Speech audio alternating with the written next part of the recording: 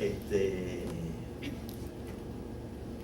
que casi, y sin el casi, la naturaleza podemos ponerla como sinónimo de la realidad. La realidad. Así que vayan teniendo esta idea en la cabeza. Claro que todos nosotros creemos que sabemos lo que es la realidad. Pero un estudio bien pormenorizado y filosófico de la realidad exige comprender algunas cositas. No sé si irme ahora un momentito por esto. Decir qué cosa es la realidad. En realidad, la realidad es la naturaleza.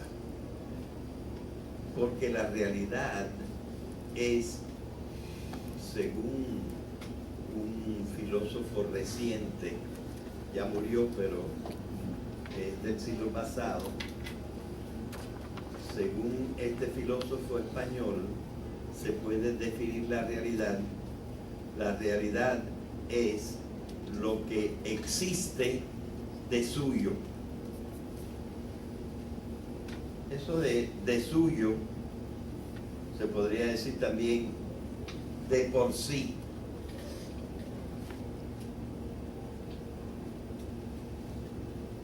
Y de por sí quiere decir que no depende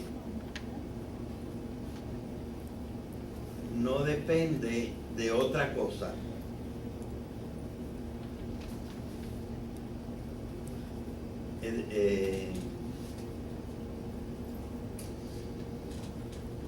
Me metí por ahí y voy a tener que decir algunas cositas como esta. Realidad viene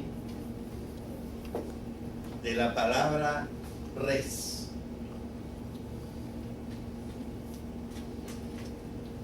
Y res es la forma latina antigua de decir cosa.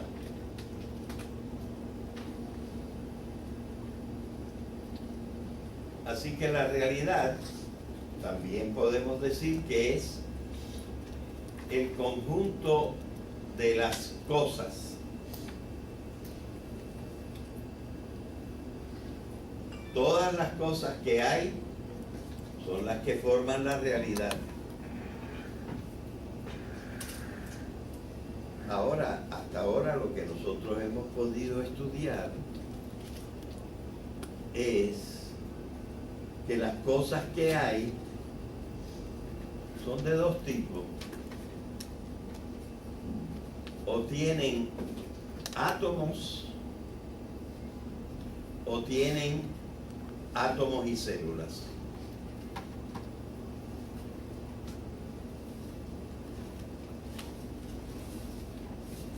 Así que nosotros vemos que la realidad es lo que nosotros también hemos llamado la naturaleza.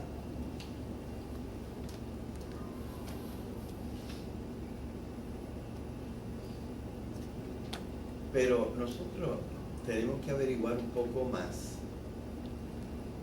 qué son las cosas, ya que decimos que la realidad, incluso etimológicamente, en lo que dice la palabra res, la realidad son las cosas, el conjunto de las cosas.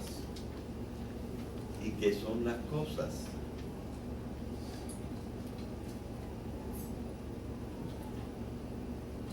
Bueno, nosotros hemos encontrado que todas las cosas tienen materia.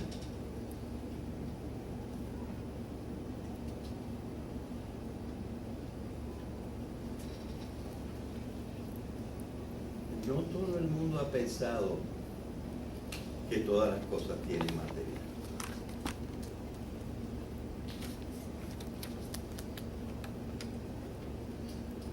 Pero a mí me gustaría explicar en qué sentido es verdad que todas las cosas tienen materia. Acuérdense, materia son las cosas actualmente, después de los primeros 4 y pico billones de años, que tienen átomos.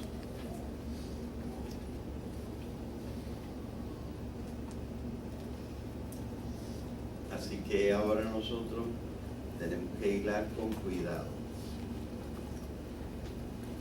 Y lo que pasa es que hay diferentes opiniones por ahí que tiene la gente. Los filósofos antiguos nos advertían, ay, pero no se queden solamente con las opiniones. Tenemos que llegar a saber las realidades, las verdades. No nos podemos quedar en opiniones.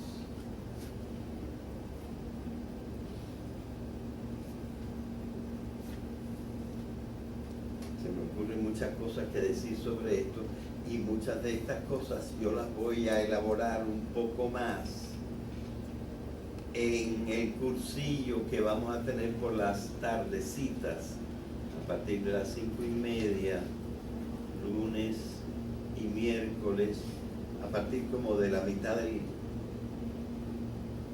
mes que viene. Así que estamos tratando de definir la palabra cosas.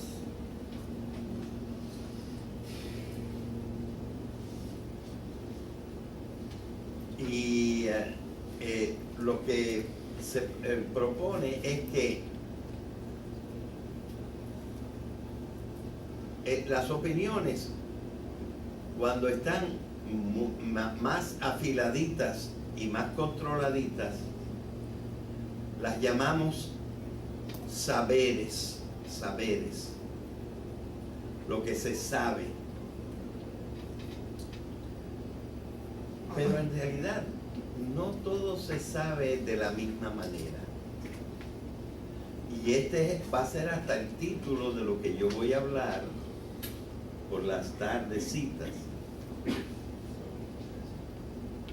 Porque hay varias formas de pensamiento. Por ejemplo, el saber, que pudiéramos llamar más sólido, es un poco exagerado decir así, pero el saber más concreto y del cual tenemos más control se llama la ciencia.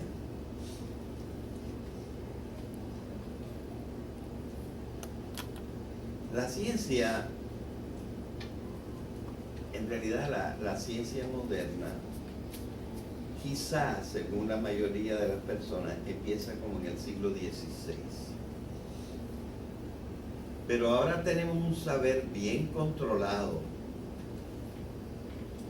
que ha avanzado enormemente. Y este saber que tiene unas reglas, que eso sí se estudia. Aquí hay un curso que da el profesor Harry Nieves que se llama Filosofía de las Ciencias. Y es el saber más riguroso. Pero existen por lo menos otros dos saberes, que es el saber filosófico y luego el saber que, por llamarlo de alguna forma, vamos a llamar el saber religioso. Y todas las formas de saber son respetables. Pero ni el saber filosófico ni el saber religioso han llegado a ser uno, sino que mientras que hay una sola ciencia,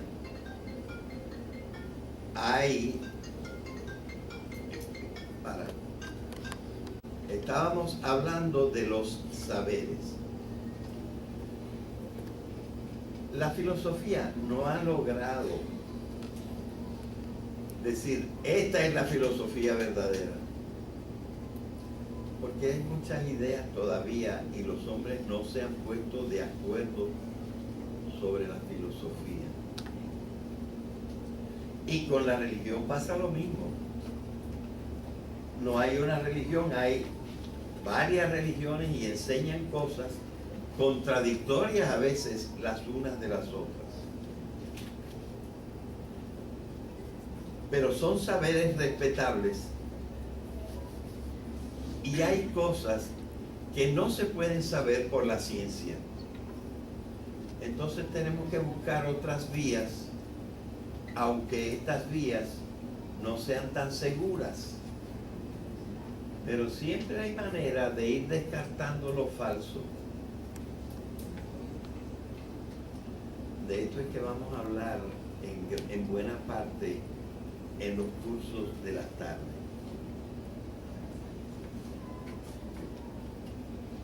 Así que la ciencia sí nos dice que todo lo que existe está hecho de átomos actualmente, porque por billones de años no, pero ahora sí, está hecho de átomos o de átomos y células. Hasta ahí es donde ha llegado la ciencia. Pero hay mucha gente, y a esto no alcanza el consenso de la ciencia, hay mucha gente que dice, eso no basta para decir que uno conoce la realidad. Uno tendría que decir algo como esto: lo que existe está hecho de átomos, o si no, está hecho de átomos organizados en células, o si no, de átomos organizados en células y alma. Y yo diría que esta incluso es una opinión muy corriente y a lo mejor la más corriente. Así que el problema que se nos plantea particularmente en el día de hoy es averiguar, ¿será correcto y exacto decir, como dijo el profesor ayer, que todo es átomos o átomos y células? ¿O habrá que decir todo es o átomos en células o átomos en células y alma? Ese es el dilema que tenemos que estudiar hoy.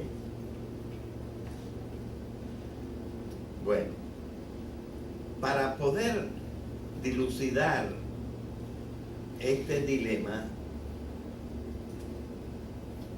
nosotros tenemos que saber qué cosa es un fenómeno del pensamiento que mucha gente llama el reduccionismo.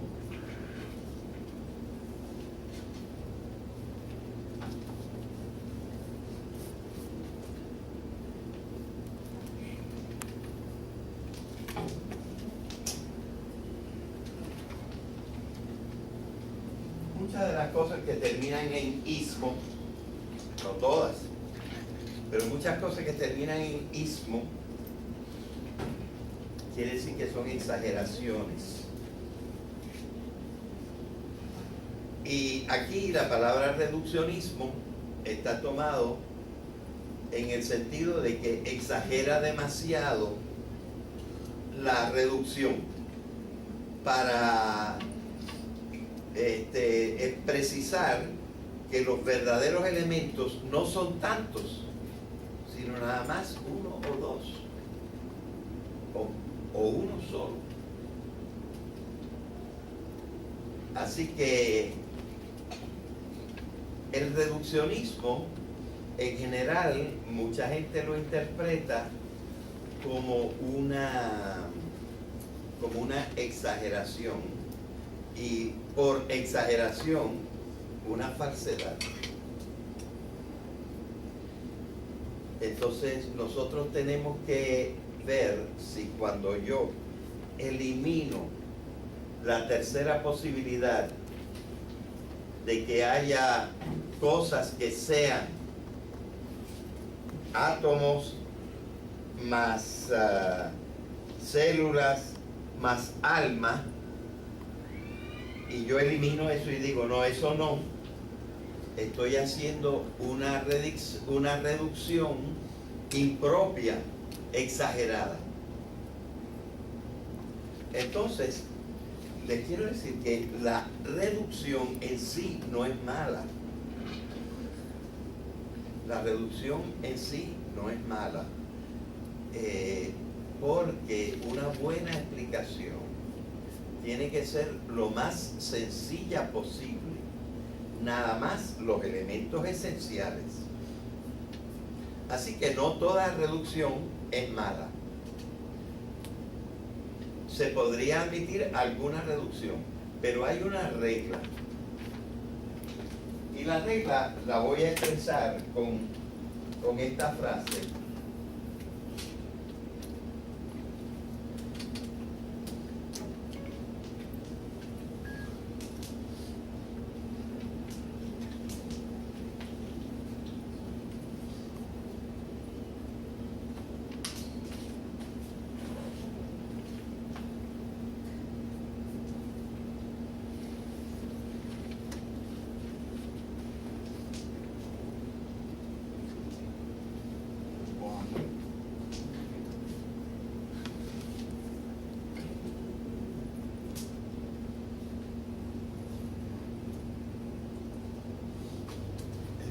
Muy bien expresado, habría que decir,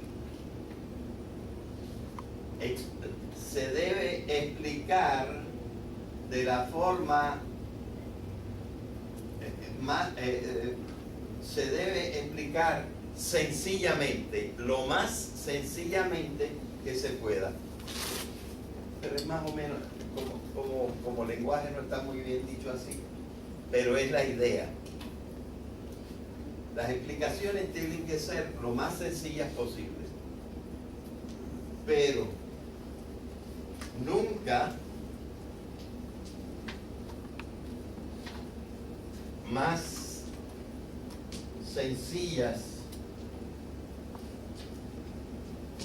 o simples. Simples quiere decir que tienen menos elementos, pero nunca más sencillas o posibles que las cosas que esas explicaciones explican.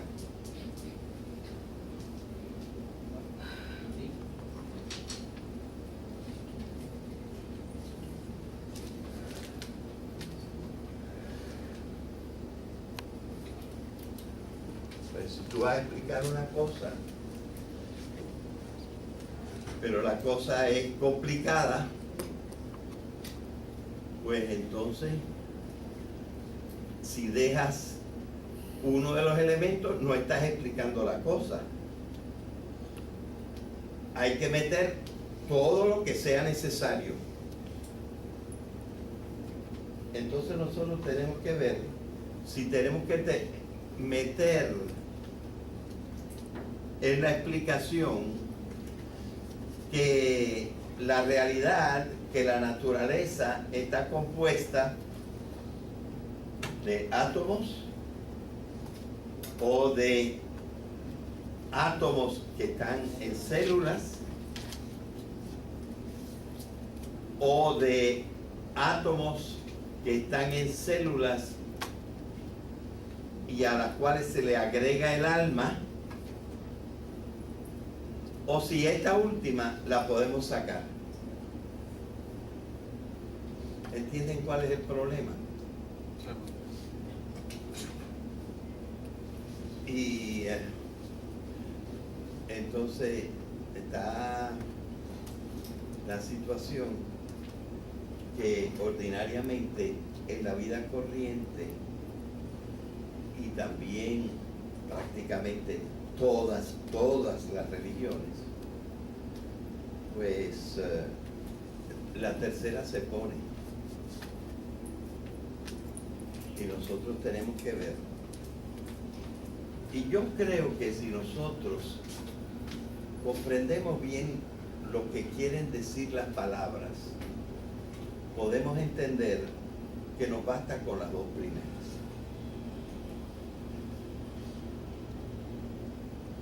Y yo en la clase pasada, en esta sección, no sé si se acuerdan que aquí abajo puse una palabrita muy importante. ¿Se acuerdan? Estaba aquí. Esa palabrita muy importante. Eran dos palabritas.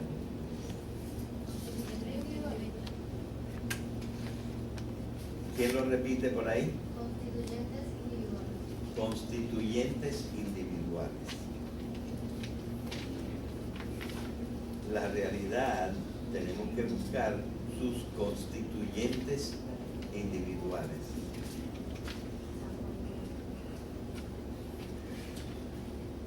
Y dije que esta era una palabrita más o menos inventada por mí, pero que había un gran filósofo que había usado para ella,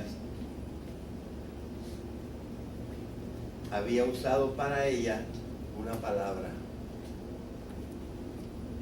pero una palabra que ya no usamos porque la ciencia le ha dado otro significado. ¿Quién era el filósofo? Aristóteles.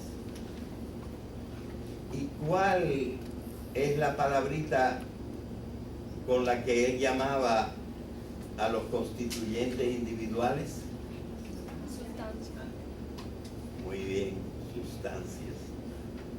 Sí, dime. ¿Podría ser que el ser humano sería el único que tuviese sustancia como tal y las demás cosas que nos rodean no? Y por eso no tienen alma. No sería así. Déjame explicarlo un poquito para que vean. Las sustancias son muchas. Mira, tú eres una sustancia y el que está detrás de ti es una sustancia y el otro que está detrás de ti es una sustancia. Porque tú estás constituido individualmente y aunque él no existiera, tú existías. Y el pupitre en que estás sentado es otra sustancia. ¿Saben una palabra que serviría para esto? Cosas. Esto para Aristóteles era una sustancia. Esto era una sustancia. Esto era una sustancia. Esto era una sustancia. Yo soy una sustancia. Tú eres una sustancia. Todo lo que puse átomo. Todo lo que constituye parte de la realidad y forma un pequeño todo.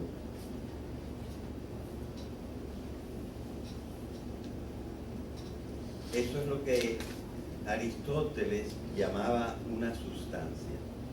Lo que pasa es que se ha cogido la palabra sustancia y, por ejemplo, la gasolina es una sustancia. El agua es una sustancia. El aire es una sustancia.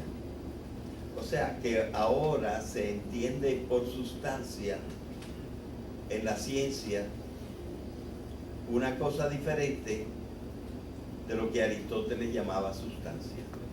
Y por eso hemos medio que tenido que renunciar, a menos que estemos hablando de la filosofía aristotélica, hemos tenido que renunciar a la palabra sustancia.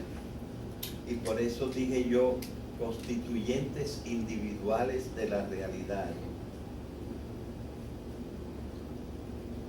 Y por eso estoy introduciendo también la palabra cosa. Ok. Así que el mundo está hecho, según Aristóteles, de sustancias, es decir, de constituyentes individuales. La naturaleza está hecha de constituyentes individuales. ¿Cuán individuales? Ya sabemos que, por ejemplo, una planta se puede partir en dos y ser dos plantas. Pero después de que son dos plantas, cada una es un individuo. ¿Verdad? La naturaleza está hecha de constituyentes individuales. O sea, la naturaleza está hecha de cosas. Unas cosas, como por ejemplo esto, lo llamamos una cosa inanimada. Mientras que nadie lo toque o lo empuje, eso se queda ahí. Pero la mosquita que se pare aquí y que cuando yo la voy a espantar ya ella se fue, esa está animada, ¿verdad? De manera que el mundo se divide en cosas inanimadas, o sea, constituyentes individuales de la realidad que son inanimados, y constituyentes de la realidad que están animados. Por cierto, los que están animados son los que nosotros decimos que tienen átomos, pero que prácticamente todos sus átomos están constituidos en células. Y todos esos, Aristóteles nos decía, tienen alma. Solo que él decía que no todas las almas son iguales. Acuérdense, ¿qué cosa quiere decir alma? Pues alma, que se dice en latín ánima, quiere decir lo que está animado, o más concretamente, pero no más exactamente, lo que se mueve. Por eso Aristóteles decía que hay tres tipos de alma. Hay unas almas vegetativas. Hay unas almas, y esto parece una repetición, y lo es, hay unas almas animales. Pero hay también unas almas racionales. ¿Qué cosa es? ¿Por qué se dice que hay un alma vegetativa? Porque los vegetales son cosas que tienen varias funciones. Una de las funciones de lo vegetal es crecer.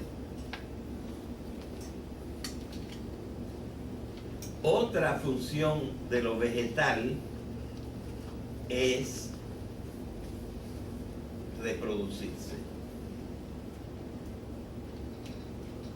Y fíjense, entonces nosotros tenemos también alma vegetal, porque tenemos la, oiga esa palabra, la función de crecer. Y tenemos también la función de reproducirnos. Así que nuestra alma es vegetal. Pero existe el alma animal. El alma animal tiene unas funciones que no tiene, mejor dicho, el ser que tenga un alma animal, esa alma suya tiene unas funciones que además de crecer y de reproducirse, tienen la reproducción de la función de moverse por sí mismas. Tienen o piececitos o alas o algo que las hace que puedan moverse.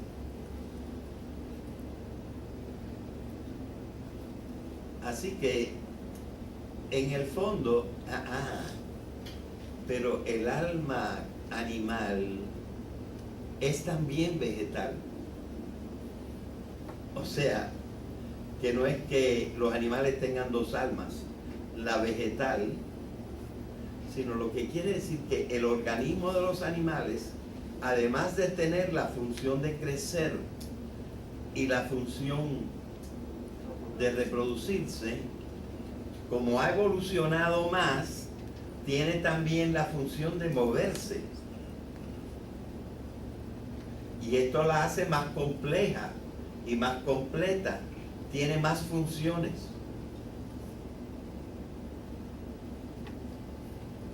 ¿Y qué cosa es entonces el alma racional? El alma racional es un alma que también crece, es decir, lo que crece es el organismo.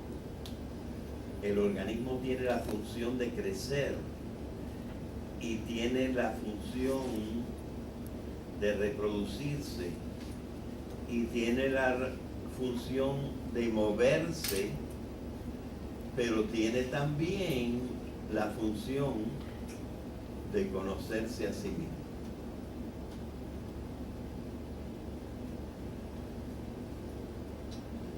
De manera que nosotros podemos decir que el alma es cuestión de funciones. Pero, ¿qué tiene funciones?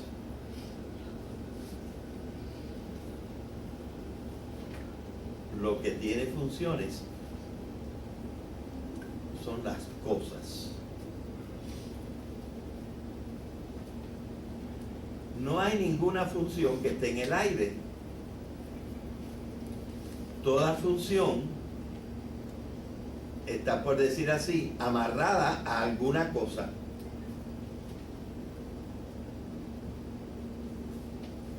El átomo es una cosa. La célula es una cosa. Pero el alma no es una cosa. Es una función de una cosa que está amarrada, es una función de una cosa a la cual está amarrada.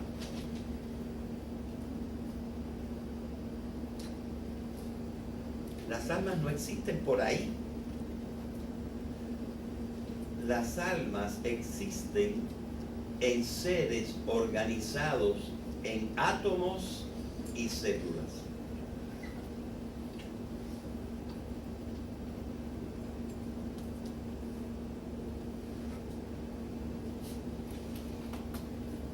De manera que cuando nosotros hablamos de los constituyentes de la realidad, ya que todas las cosas, incluso ahora las inanimadas, tienen funciones,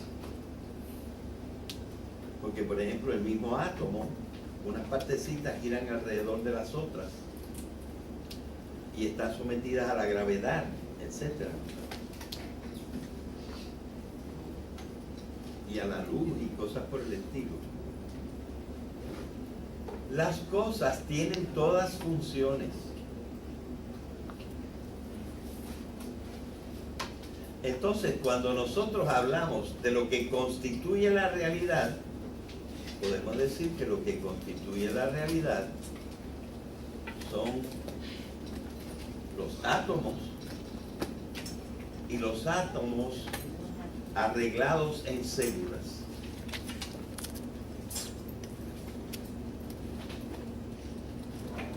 Pero no necesitamos decir que la naturaleza tiene cosas que son nada más átomos, cosas que son átomos y células, átomos en células y átomos en células y alma.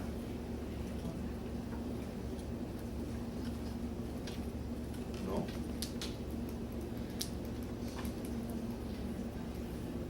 Porque estaríamos mezclando dos cosas. Estaríamos mezclando sustancias y fenómenos de la sustancia. El mundo se divide en cosas y eventos. Las podemos llamar también cosas y fenómenos. ¿Y qué cosa es el alma? Bueno, fíjense que también la llamamos la conciencia. ¿Y qué cosa es la conciencia? El evento de que nos conocemos a nosotros mismos, que conocemos nuestra propia sustancia.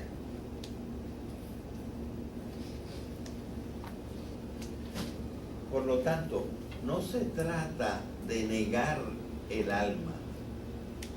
Se trata de negar que el alma sea una cosa. El alma no es una cosa. El alma es un evento. Es un fenómeno. Es una acción. Es una función de un organismo muy superior.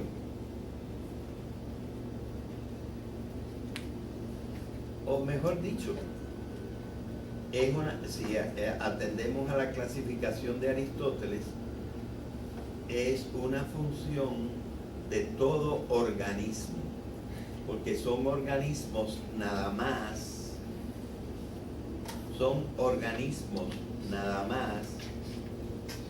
los que tienen átomos en células. Los átomos solos no son organismos. Son cuerpos, pero no organismos.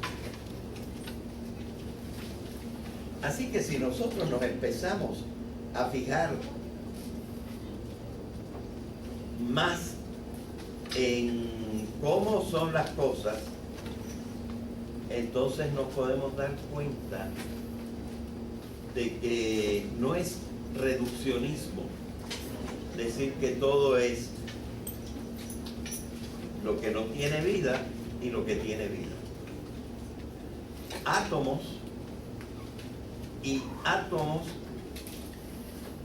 que están compuestos en organismos, los cuales hace que los átomos estén en las células, y las células tienen menos o más funciones.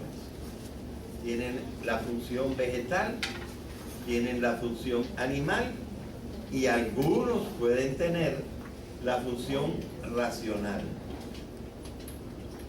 No estamos negando que haya almas, es decir, que haya esas funciones, pero estamos negando que esas almas sean cosas. ¿Entendido? Bueno, yo creo que hasta aquí pudimos llegar hoy. Tengo que explicar la próxima vez, mañana. Y él decía,